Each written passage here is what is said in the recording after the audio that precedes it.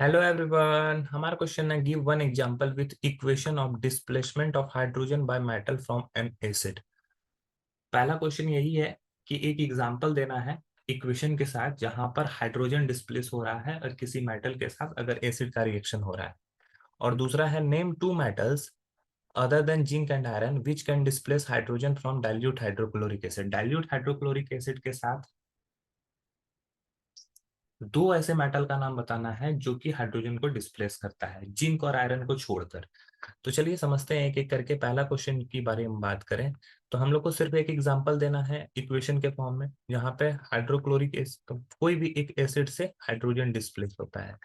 तो देखो कई कोई भी हाइड्रोजन से रिएक्शन करवाओ, मान लो जिंक का रिएक्शन सल्फ्यूरिक एसिड से होता है। ये एक एसिड है और ये एक मेटल है, ठीक है। अगर इसका रिएक्शन करवाते हैं तो क्या होता है, ये बन जाता है जिंक सल्फेट और यहाँ से डिस्प्लेस होता है हाइड्रोजन गैस। ये हो गया हमारा जिंक सल्फेट, ये हो गया हमारा हाइड्रोजन गैस।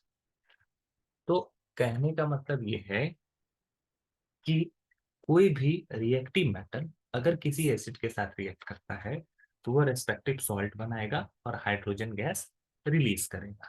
यहाँ पे जिंक अगर सल्फ्यूरिक एसिड के साथ रिएक्ट कर रहा है तो सल्फ्यूरिक एसिड होने की वजह से जिंक सल्फेट बना रहा है और हाइड्रोजन गैस रिलीज कर रहा है। अब बात करते हैं क्वेश्चन नंबर बी की। क्वेश्चन नंबर बी में बोला गया name two metal which can displace hydrogen from dilute hydrochloric acid. Dilute hydrochloric acid लिया गया है और उसमें दो मेटल का नाम बताना है जो कि हाइड्रोजन गैस रिलीज करता है। तो पहला हो गया मैग्नीशियम। मैग्नीशियम अगर डाइल्यूट हाइड्रोक्लोरिक के साथ एसिड के साथ रिएक्ट करेगा, ये क्या बना लेगा, मैग्नीशियम क्लोराइड बना लेगा और हाइड्रोजन गैस रिलीज करेगा। उसी तरह हम लोग को जिंक और आयरन का नाम नहीं लेना है, सोडियम लिख सकते हैं Na, ठीक है। ये अगर डाइल्यूट हाइड्रोक्लोरिक के साथ रिएक्शन करेगा तो ये एक सॉल्ट बनाएगा NaCl सोडियम क्लोराइड और यहाँ पे भी हाइड्रोजन गैस रिलीज करेगा।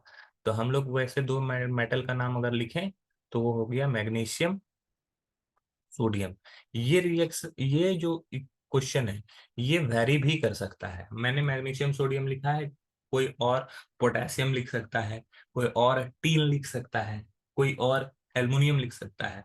तो डिफरेंट डिफरेंट लोगों का डिफरेंट डिफरेंट आंसर हो सकता है क्योंकि कई सारे मेटल हैं जो कि हाइड्रोजन गैस रिलीज करते हैं। आई होप ये क्वेश्चन आपको समझ में आया होगा। That's all, thank you.